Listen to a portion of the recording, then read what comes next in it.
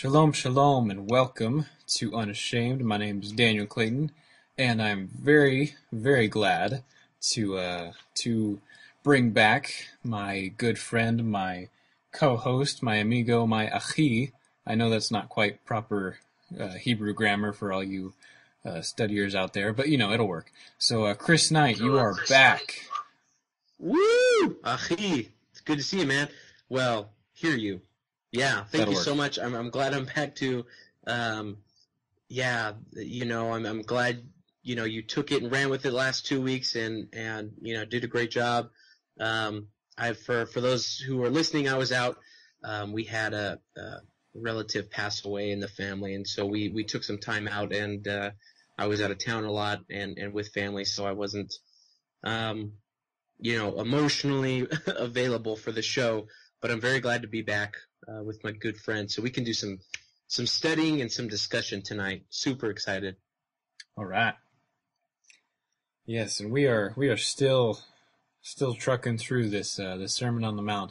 And before the show, Chris and I were talking. We couldn't quite figure out if it's Sermon on the Mound with a D or Mount with a T. So if you have input on that, please call us at 503-967-3001.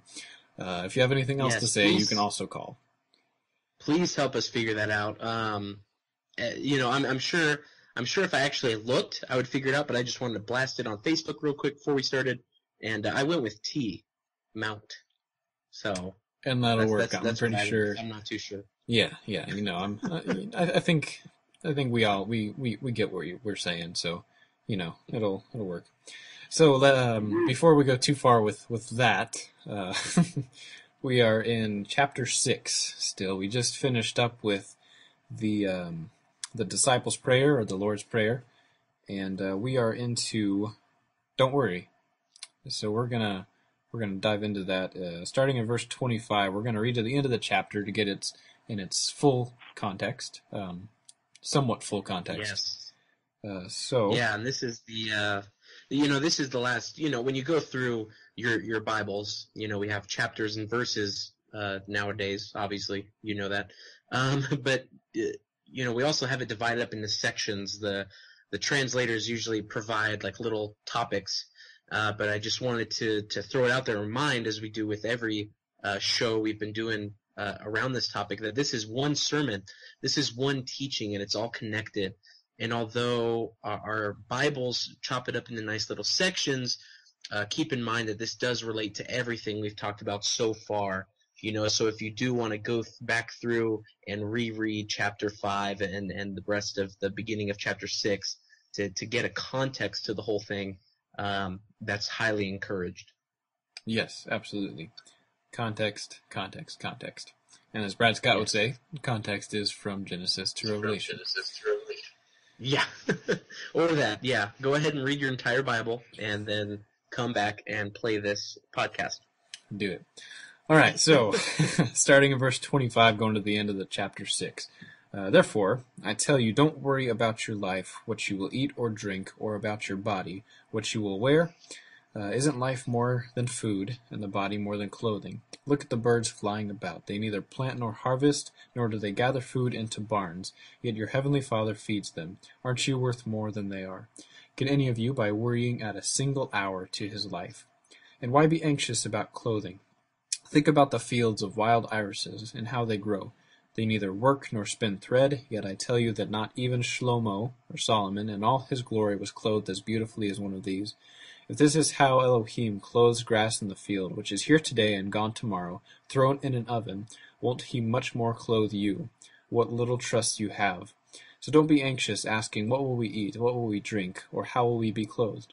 For it is the pagans who set their hearts on all these things. Your heavenly Father knows you need them all, but seek first his kingdom and his righteousness, and all these things will be given to you as well. Don't worry about tomorrow, for tomorrow will worry about itself. Today has enough troubles already. Amen. All right, where do we want to go first? Woo, verse 25. Okay, therefore I say to you, do not worry about your life, what you will eat, or what you will drink, nor about your body, what you will put on. Is not life more than food, and the body more than clothing? Let's start there with that first verse. So, what are your thoughts here when he's saying don't worry about your life? Because this has most of the verses we've covered in this series going through, once again, controversial passage, and people have mixed emotions on what it means, and it's very easy to take it the wrong way. So, what are your thoughts, Daniel? Right, and one thing is, of course, we can, you ask two different people what they get out of this, and they're going to tell you two different things. If you ask the same person on 2 different days what they get out of it, they're probably going to tell you two different things. So, as long as it stays within, what it says, there's not really a wrong way to take it. So, what I'm thinking this time through is the word independence and how it's a bad thing for this particular discussion. The Father does not want us to be independent. I read an article recently on this, and this lady was praying, asking the Father, what's in the way, and she heard the Father say to her, "Your independence is a stench to me," and it really rang true with me, because He says, in Psalm 55, verse 22. Unload your burden on Yahweh, and He will sustain you. He will never permit the righteous to be moved. He welcomes that. He welcomes us to throw every single care that we have on Him. This American idea, this human idea that we have, that we have to provide for ourselves and for our family, that we have to do all the worrying. It's just not true. It doesn't make sense. He welcomes that. He will gladly take that off our hands. And when you think about it, the more we cast upon Him, the more free we are to worship Him. The more time we have, the more energy we have. So that's really what I'm taking out of this, is that we really just have overcomplicated things in a lot of ways. Yeah, and the good points, man. And one thing I would emphasize is, it says, do not worry about your life and what you will eat, what you'll drink, and what you're going to wear. It doesn't say don't put time into it. It doesn't say don't put effort into it. It doesn't say don't find food and clothing. It says don't worry. Mm. And when we look at what has been addressed so far, Yeshua has been constantly comparing what our forefathers have said and done, and what previous attitudes have been, and then what our attitude should be, and focusing on that heart issue. And when we look into the Torah, the majority of the Torah is all about the Exodus and the journey in the wilderness. It's, everything from mid-Exodus on is all that wilderness journey. And Paul says it, the trials and tribulations that they went through were for us to learn from. And so when we look at probably their biggest fear, their biggest fault, in my opinion, was their lack of trust. It was because they couldn't trust that they weren't allowed to go into the promised land, but had to wait out another generation. It was because of their lack of trust that we have the Korah rebellion. Because of their lack of trust, we have the complaints for water and food and thousands dying. And it all centered around their lack of trust. And Yeshua's bringing out, don't worry, don't have the stress and the doubt and the unbelief that your forefathers dealt with, because this is a problem. Our biggest enemy a lot of times has been ourselves. For sure. That was what we talk about with Bilam, the prophet, who, he can't curse Israel, but he can get Israel to curse themselves through their own sin. And it's the same with us. Our worry and our doubts can be our biggest adversary. Yes, and we have a man from Oklahoma named Will Rogers, and he said, "People change, but not much." And we can definitely see from the time of the Exodus till now that our biggest problem is still trust. And if not biggest, then one of the biggest. How many, of all the things we're going through, and I'm not trying to degrade any of those things, but how many of them would be made so much easier if we pull a little more worry out and put a little more trust in. I think there'd be quite the difference there. And if only it was as easy as it was to say. But hey, if you say it a lot, then you're speaking that positive stuff, and maybe just maybe it'll become easier. Yeah, absolutely. So in the next verse, if we can go ahead and look there, he gives an example for what he's teaching here, and he says, look at the birds. They don't sow or reap or gather, and yet your Father takes care of them, and we are more valuable than the birds. So why worry? I want to bring out, as you said, Daniel, context is from Genesis to Revelation, and in Proverbs, we have almost something that might appear as a contradiction to someone, where they bring out the example of the ants and how they're diligent and they work hard, even though they don't have a leader to tell them what their, dues are for that day, but they store and they prepare. And likewise, we shouldn't be sluggards. We should, work hard. And yet, I don't think it's a contradiction, because once again, I don't think the topic here is whether to be lazy or not, but whether to trust or fear. Right. I don't think Yeshua is giving anyone license here to sit on the couch and eat Doritos all day, every day, and then expect for him to provide for your family, or to, send you magical checks in the mail every day, but rather not to stress and take the load yourself, but to trust, even if it looks bad, that if you're doing the right things, if you're going out, if you're living the principles of the Torah, if you're doing the right things, being diligent, not being lazy, and a man of God, he's going to take care of you, even if it might look bad in certain situations. And that's kind of my thoughts. What do you think, Daniel? Oh yeah, I definitely excuse me. I definitely agree. And going back to the independence thing, we are not our own provider. He is our provider, and we are just doing our best to fulfill the tasks that he has set before us, and doing the means to bring about that provision. It's teamwork. It's teamwork. And about the birds, I was kind of wondering, why did he use birds as an example? And of course there are plenty of examples to use, and I'm sure there's plenty of reasons.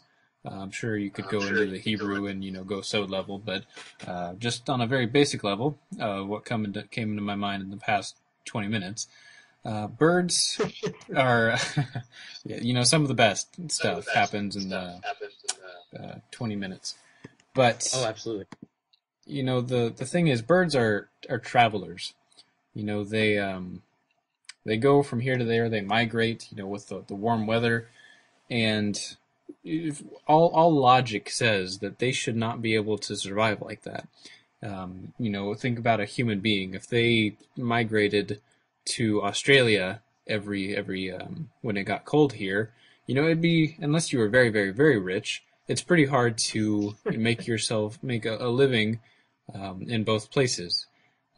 Just a very basic example for the birds of, it would be very hard for them, but it works out because the Creator looks out for his creation.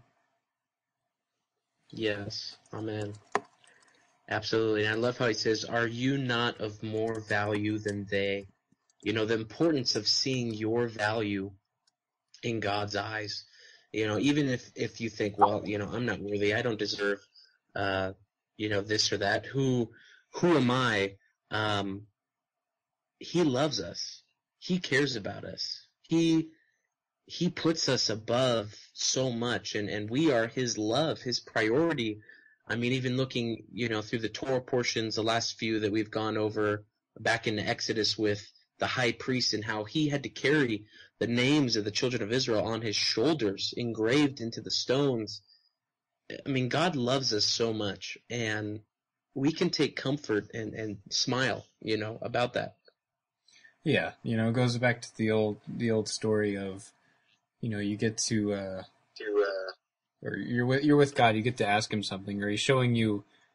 I'm going to be really bad at this, but he's showing you two sets of footprints in the sand, and you're walking along, and then you suddenly see only one set of footprints, And yeah, you get, the person gets mad at God. He says, why did you abandon me here?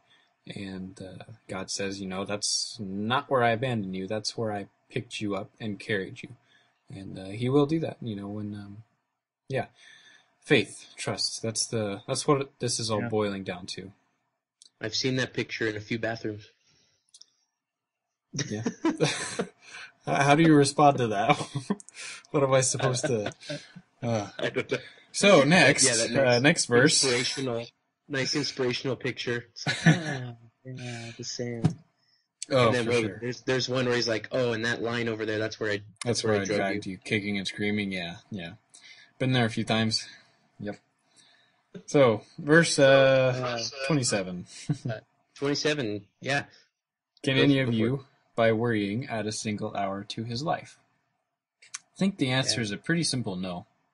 What do you think? Yeah, absolutely. My translation says cubit to his stature, which as a proud short individual, no, that doesn't work. Worry doesn't accomplish a single thing. Action, choices, that can accomplish. Focusing on what you can control, what God has given you the ability to do, and then everything is in God's control, but he has given us choices to make. There's a verse in Deuteronomy which says the hidden things are for God, but the revealed things are for us and our children forever, that we may do the words of this Torah. And when it's in God's hands, we just have to let it go. Like the famous song that annoys me so much every time I hear it played. But we gotta let it go. It's God's. Give it to God. He'll take care of it. If it's something you have a choice and a decision, then yeah, it's up to you. Are you gonna live by integrity? Are you gonna stand for righteousness? But if it's out of your hands, it's out of your hands. And worry has only ever hurt Israel. It's never done any good for us. Yeah, I really like that you bring that up. And, we have this thing called our sphere of influence. And it applies to many, many different areas. I was just in a place where we were discussing, what were we discussing? We were discussing modesty, on a very practical level. Not getting too into it. But someone brought up, you can't even walk through the mall without, seeing a ton of different bad stuff. And, honestly, I got a little annoyed with it. And I said, why does it matter what's in the mall? Because we can't change what's in the mall. We can't go into a store, talk to a manager, and say, hey, that offends me, you should take it down. Try it. But I think they have a lot more lawyers than we do. So that doesn't do us any good. It doesn't do us any good to really talk about it. And to a certain degree, of course, keep the balance in there. But why would we spend our time discussing what we can't change when we can spend our time discussing what we can change? Like you said, we can change us. We can, there are things that are in our control, but if they're not, just, let God be God. Exactly. So true. Good words, man. Absolutely. Yeah. That's good stuff. It's not going to add an hour to your life. It's not going to add a cubit to your stature. Exactly. Nope. But what does add an hour to your life is laughing. So, always choose laughter over worry. Yes, even if it's not funny, as Brad Scott will say when he comes to... Even if I'm not funny, you don't like any of my jokes, laugh, because it's healthy. There you go. That'll work. Worrying, if anything, will take some life away. All right, next verse, 28. Mm-hmm. So he asks a question. So why do you worry about your clothing? Consider the lilies of the field, how they grow. They neither toil nor spin. And yet I say to you that even Solomon in all his glory was not arrayed like one of these. Now if God so clothes the grass of the field, which today is and tomorrow is thrown into the oven, will he not much more clothe you, O you of little faith? There's some pretty big statements in there, Solomon, probably the wealthiest king there was. I think yeah, he was the wealthiest king, and I'm pretty sure he had some pretty nice clothes. But he's compared to a flower, a simple little flower. Then and yet there's no comparison. Oh, absolutely. I mean, nature and looking at God's creation and how beautiful it is. And yeah, it's so true. Lilies aren't running to the mall, looking at the immodest photos and yeah, buying the new whatever. It's just the beauty of creation. And I love that example that he uses. Yes, and you can go all the way back to the garden with this one. And of course it's back then the clothing was a lot different than it is now in the way that there wasn't really a superstore you could go to and buy it. Pretty much everyone made their own clothes for the most part. So you do have to understand that it was a much different time and a much different culture and way of doing things, but still, the father. When Adam and Eve, I'm going to go with both of them, sinned, he went out of his way to kill his own creation, to clothe them, to cover their nakedness, to cover their shame, and his track record's pretty good. I don't think. Yeah, it's just he's going to care for us. That's one of the biggest things here is he's going to care for us. He's not going to abandon us. We may go through some trials. It may be hard to, I wish I could say I never worried about any of these things. But, looking back, every time that I did worry, it was for nothing. Literally every single time that I spend any amount of time worrying about anything, a few days later, a week later, a couple weeks, I look back on it and, how pointless. How much time did I waste? Just thinking about something that did not even deserve any thought in my mind. It didn't deserve to have a place among my cares because it was already taken care of. Yeah, absolutely. Yeah, I love how you bring it back to the garden. If I can steal from my good friend Ed Harris over at Beit Yeshua in Dallas, Texas, he brings up this point and says, when Adam sinned, Adam and Eve, as you said, they go straight to solve their problem. They clothe themselves. And so they wanted a physical solution, but the problem wasn't their nakedness. The problem was their spiritual condition. But yet they sought a physical solution to that spiritual problem. And it applies here. As we're talking about focusing on the heart and the kingdom, too often we focus on the physical and the outside to solve it, when really it's not going to work. So we're running out of time here. Oh no, we still got a minute, huh? Yes. Yeah, never mind. Okay. So yeah, it's so important, and I love when he talks about that. And so now I always call them fig leaves from now on, as I brought up at Camp Yeshua this last year. But it's so true. When things are going wrong and there's like a spiritual funk in our lives, we want to cover it up and treat the symptoms rather than the core problem. And so worrying about clothing, worrying about food, worrying about this and that, instead of simply going to the root saying, Father, what is causing this, and how can it be taken care of and healed in my life? Amen. That's, yeah. All right, well, please stay tuned for the second half. You want to throw out the number again, Daniel? Yeah, if you want to call, it's 503-967-3001. At any time, we welcome you, welcome your questions, your comments, and we will see you on the other side of the break. Absolutely. Please help us figure out how to properly spell Sermon on the Mount.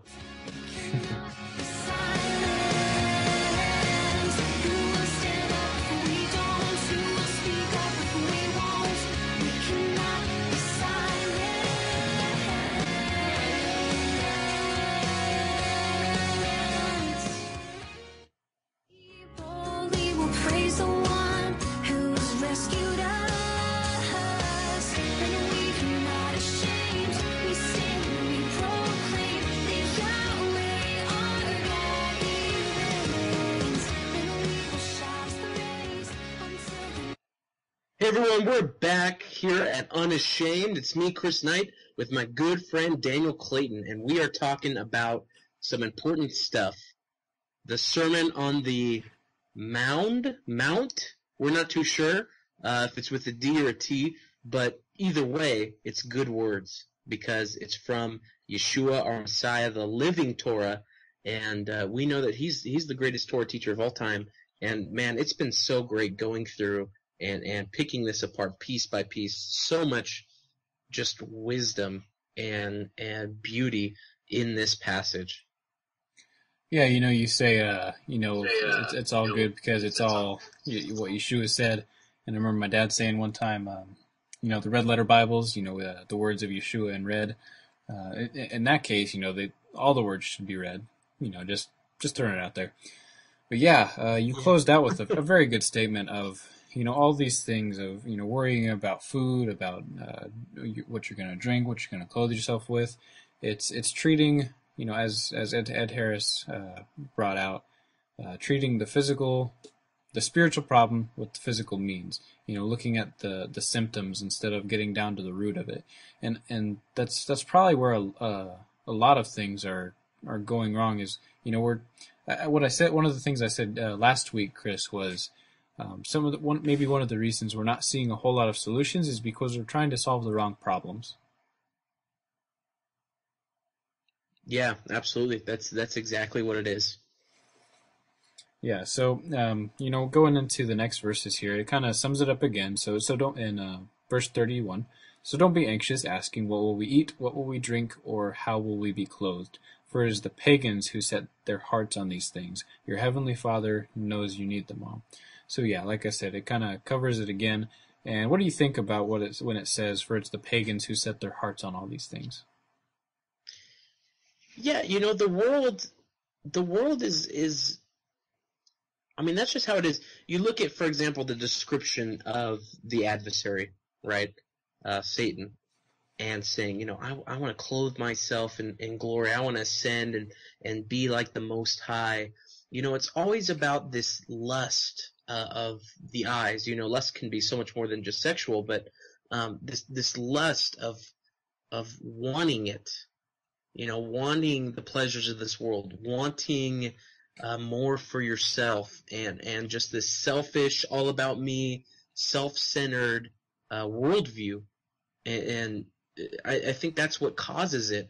That's what causes this worry a lot of times, at least. I don't know. It's just a thought to throw out there. But yeah, he tells us don't worry and don't ask these things. Once again, not saying don't. God's not saying don't get a job, don't do this, but don't have that worry and that fear, because as we emphasized and talked about in the first half, that's what constantly got the children of Israel in trouble in the wilderness. I mean, if you read the Torah portions, you're well aware that saying things like, what are we going to eat? What are we going to drink? That was a huge problem. So don't be like our forefathers, let's learn from our mistakes rather than repeat them. But I didn't answer your question at all.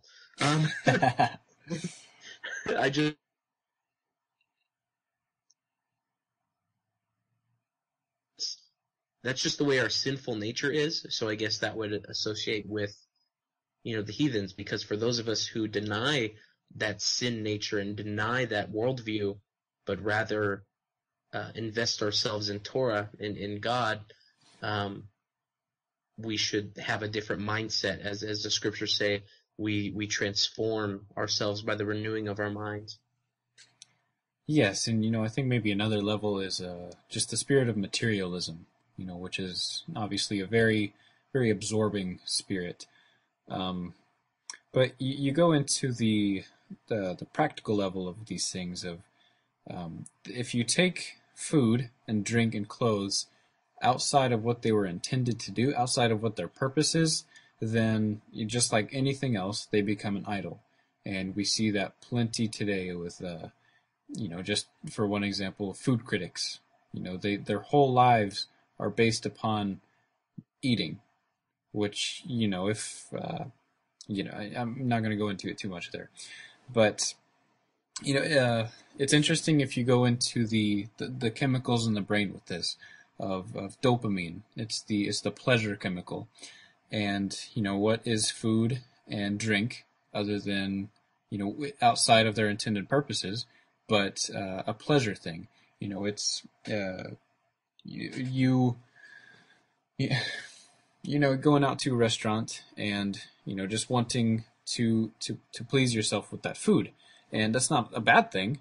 But the thing about dopamine is it's extremely addictive, and there's no relationship in dopamine. To get the relationship side of things, you go to oxytocin.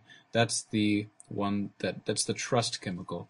So you look at these things, you look at the food that is provided for you, the drink that is provided for you, the clothes that are provided for you, and you look at the trust side of it, and you can build upon that trust. If you look at it for the here and now, and for the what it is doing for you right now, and not looking at the big picture of where it even came from, then that's just a temporary, like you were saying, a temporary solution to something that may be a spiritual problem. I hope that made sense in some kind of way. Oh, absolutely. And like you said, it's not that there's anything wrong. It's God gave us pleasures in the world to enjoy. I enjoy a nice suit. I enjoy a nice steak. Or some beverages at Sukkot or whatnot. But yeah, these things can become idols. These things can become very addictive. And you have alcohol abuse. You have gluttony. Especially in this country, everyone's overweight. Everyone's this and that. You have people in massive amounts of credit card debt because of clothes or cars or this or that. And so, yeah, like anything, we can abuse it when it becomes about our own satisfaction, our own glorification, rather than putting our priorities straight. And Yeshua does such a great job at helping us put our priorities straight. Yes, he absolutely does, and in the very next statement of his of what we should be putting first, verse 33. But seek first his kingdom and his righteousness, and all these things will be given to you as well. We can tackle just that verse. How intentional are we about putting his kingdom first? There's so many distractions in our day, like all these things that we were talking about before. These things, food, clothes, they can be a distraction. One of the biggest excuses is life gets in the way. But you think about what that statement is actually saying, and it's just nonsense. We were created to live. We were created to worship. We were created to seek his kingdom so we can live in his kingdom. And if we're saying that life, which was given to us, is getting in the way of why we were created, you can see how that just is not going to make very much sense, no matter how many words you put on the end of that statement. Nope. Yeah, nothing but excuses, And we all struggle with it. We all fail, but oh yeah, it's just not true. Seeking first the kingdom of God. I love how, once again, this is all one sermon, this is all one teaching. And earlier, in this message, we read he gives a model prayer.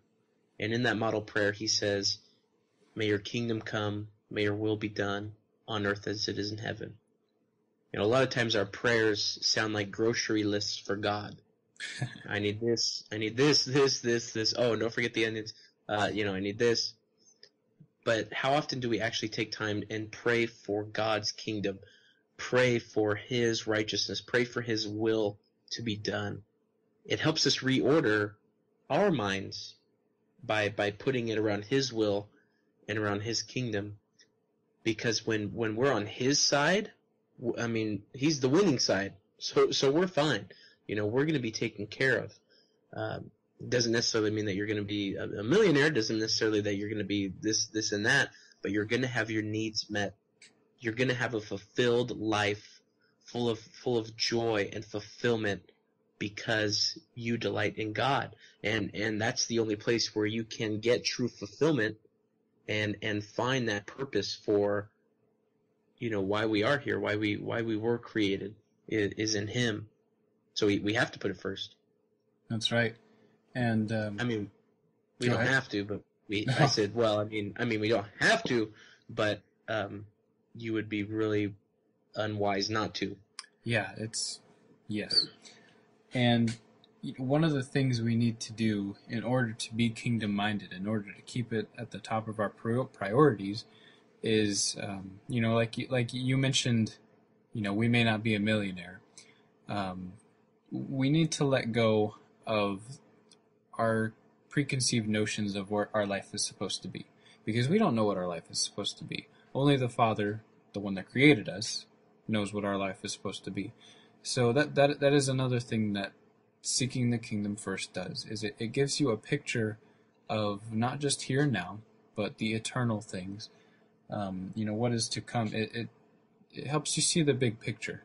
And, if you know the big picture, you're going to be able to tackle the smaller things in a better way. And, yeah.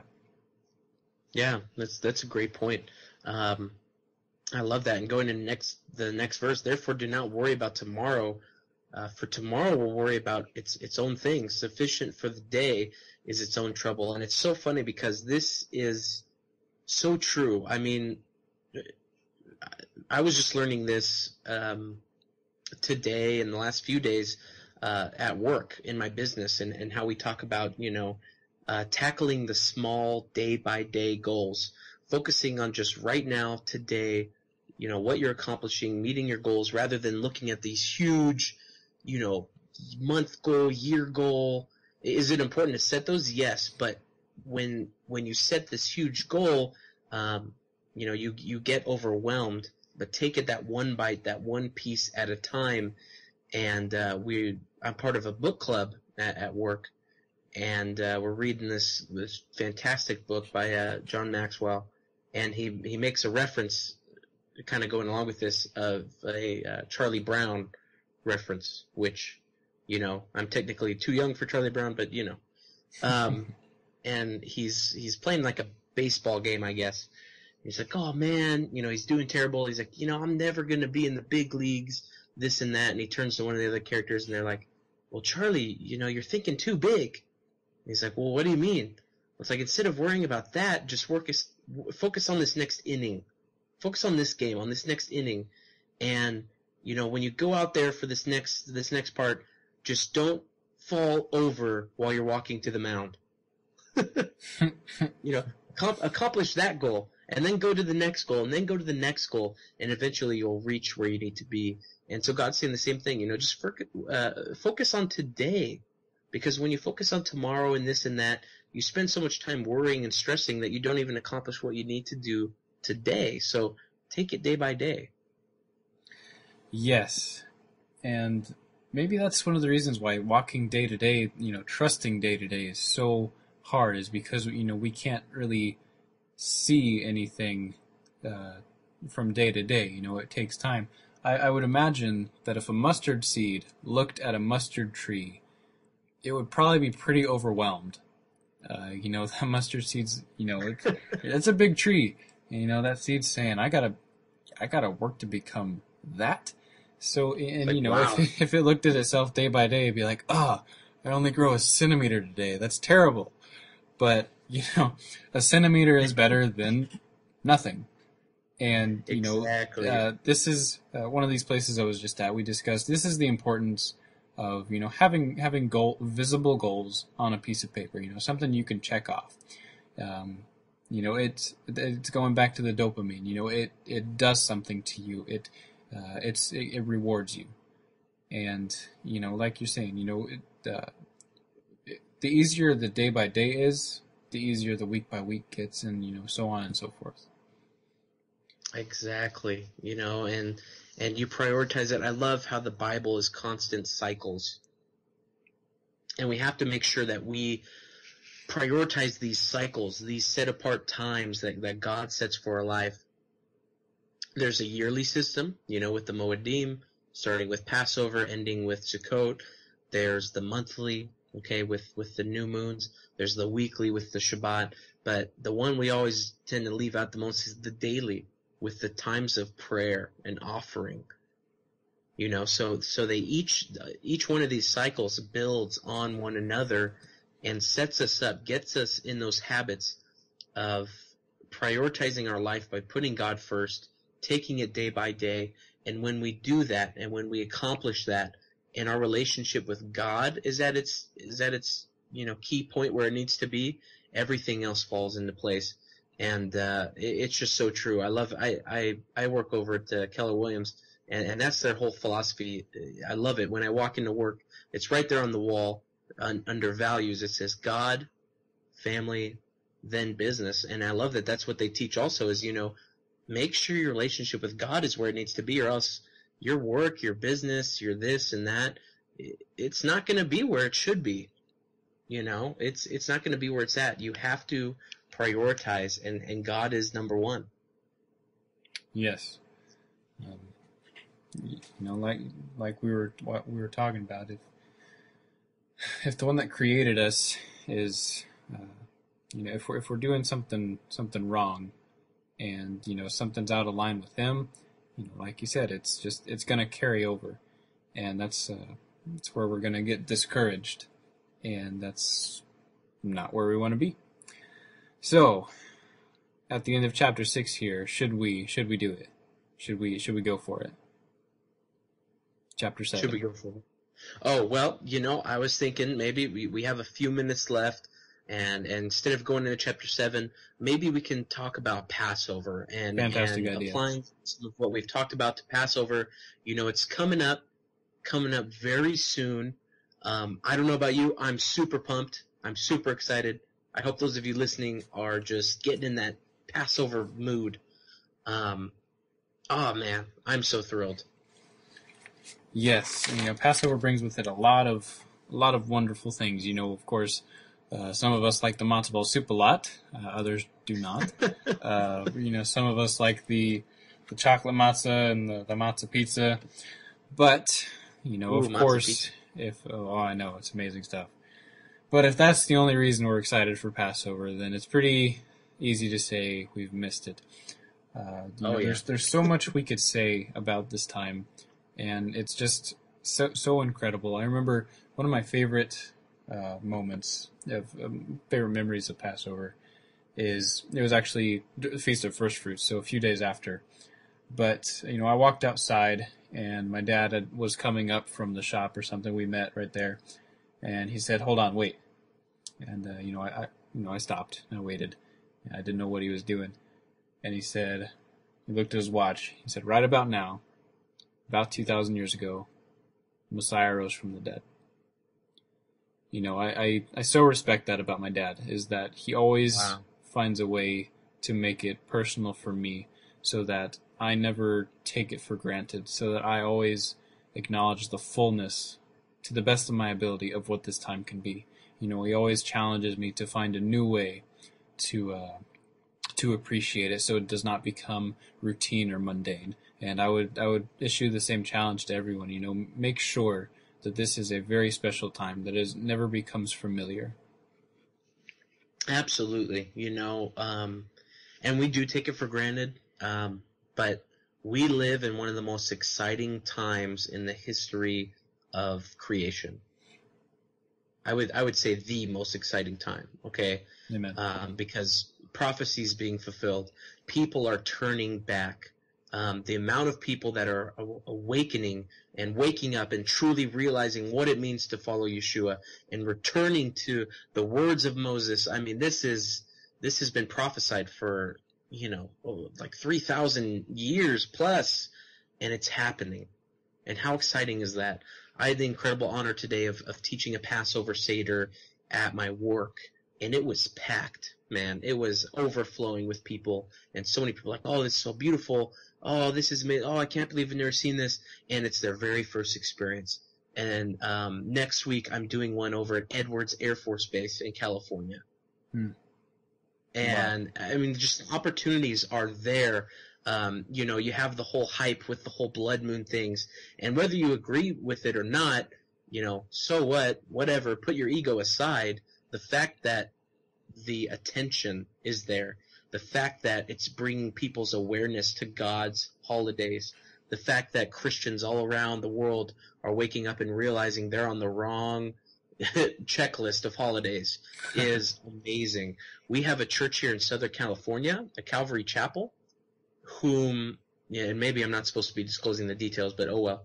I kind of got the inside scoop a little bit, but this pastor is working with and being kind of mentored by Mark Biltz of El Shaddai Ministries, and he's a pastor of a Calvary Chapel of over 7,000 members, and they are doing all the feasts. They've started doing all of the biblical holidays. And teaching their congregation about them, the significance, how it applies to Christians. And it's just things like these where people all around the world are waking up, and this pastor says, you know, I'm taking them slowly and slowly and slowly and going to be leading them into, you know, the Hebrew roots of our faith. And how amazing is that? I mean, so we live in an exciting time. Huh? That's incredible, yeah. Yeah, we live in an exciting time, so don't take it for granted. Be excited, be a light, be sharing it with friends and family, and let your love of God's Torah, of God's ways, just so reflect that everyone around you sees it, and people are asking you questions constantly. You know, this is a time right now to clean out the leaven, both physically and spiritually. You know, take out the junk, take out the sin, start looking at the things that may be separating you from God. You know, seek him in prayer and say, Father, what needs to be removed so that I can be that unleavened, acceptable offering to you? That's my encouragement for, you know, us approaching this time. Yes, you know, like you said, so wonderfully, this is a time to be excited. You know, instead of going into Walmart and going down the chocolate aisle and cursing the chocolate Easter bunnies, just skip the aisle and go to the matzah, where you can find some matzah, hopefully. You know, don't spend this time, don't waste your time bashing something that's not going to do you any good to bash. Instead, you know, like you said, love this time, love what you do. That's what speaks to people. When you find someone that loves what they do, you want to ask them about it. You want to know why they love doing it and why they continue to do it. So let's be those people. Let's you know, just showcase as best we can the incredible thing that this is, and you know, just know the go ahead. Well, yeah, because you know, God through His Spirit is waking people up all over the world to this. It's happening no matter what. I mean, it's happening. God said He's going to do it. Let's see. So far on His track record, He comes through always. Always, yeah. So He's coming through. The question is, are you going to participate? Are you going to be a part of it? Do you want to be that guy who stands there and is like, oh, crud, I just kind of watched it. No, you know, you want to be participating. You want to be one of the people where when that day comes, He says, well done, good and faithful servant. So get involved, get excited, and spread the word, spread the light of Passover. You know, should we speak out against the abominations and not take part in idolatry and this and that? Of course. Yes. But like you said, yeah, focus on the goodness of His word, not the badness of the enemy. You know, focus on the goodness of His word. Yes. And in a lot of ways, we live in Egypt, and, you know, this is a time to introspect, to ask yourself, am I going to apply the blood of the Lamb on my doorposts? Am I going to follow His commandments, or am I going to, you know, just skip over and say, oh, maybe He'll change His mind over my place? But thank you everyone. We're running out of time. Thank you for joining us. And God willing, we will be right here next week. Amen. Don't forget to join us next week on Unashamed. Love you guys.